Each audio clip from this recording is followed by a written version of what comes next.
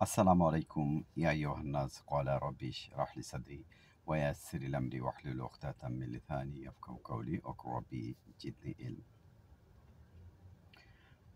الحمد لله رب العالمين আলহামদুলিল্লাহ সমস্ত প্রশংসা একমাত্র আল্লাহর জন্য রব্বিল আলামিন এবং প্রতিপালক এই মহাবিশ্বের আসমান জমিন এই মহাবিশ্ব যে সৃষ্টি করছে সেই রব প্রতিপালকের জন্য আলহামদুলিল্লাহ সমস্ত প্রশংসা আপনার চিন্তা চেতনা এবং সবচেয়ে সর্বোত্তম যে প্রশংসা আছে সেটা হচ্ছে একমাত্র আল্লাহর জন্য, যিনি এই মহাবিশ্ব তৈরি করছেন, আপনাকে আমাকে সৃষ্টি করেছেন তাহার জন্য সেই প্রশংসা।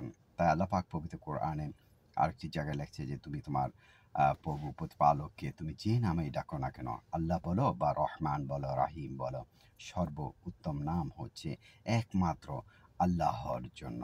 এবং প্রশংসা যে হাই স্টেজ যে আছে, যে কোনো প্রশংসা হোক না একমাত্র আল্লাহর জন্য।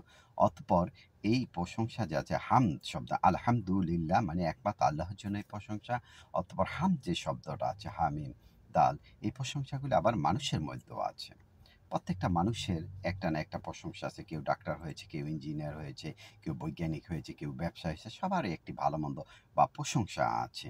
সেটা যেরকম মানুষের সাথে সৃষ্টির একটি সম্পর্ক আছে, তাই আল্লাহ পাক পবিত্র কোরআন সূরা বাকারায় বলছে যে সিবগাতুল্লাহ আমান আহসানা মিনাল্লাহি সিবগাতুল আলহামদুলিল্লাহ আবিদুন।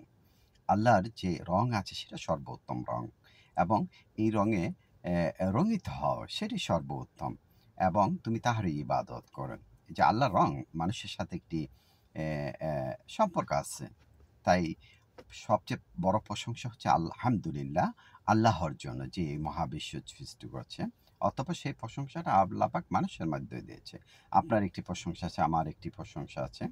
তারপর আল্লাহ পাক কি বলেছেন রব্বিল আলামিন, যে এই মহাবিশ্ব পালক, এই মহাবিশ্বের রব প্রতিপালক। যেরকম আল্লাহ আমাদেরকে কন্টিনিউ আমাদের হেফাজত করতেছেন, এবং আমাদের প্রতিপালক যে আমাদের খাবার দাবার রিজিক, আমাদের যে ব্রেনের যে মেমোরি শক্তি আছে সেগুলি নিয়ন্ত্রণ করতেছেন, এবং যখন যার যেটা প্রয়োজন সেটা দিতেছে সেই আমার রব, যিনি আমার দিককে নিয়ন্ত্রণ করেন। তাই তাহারই শুকরিয়া গুজার করা উচিত এবং তাহারই প্রশংসা করা উচিত। যে কোনো কাজ বা যে কোনো জিনিস করেন প্রথম আল্লাহর প্রশংসা করতে হবে, অতঃপর নিজে সেই কাজে জড়িত থাকবেন।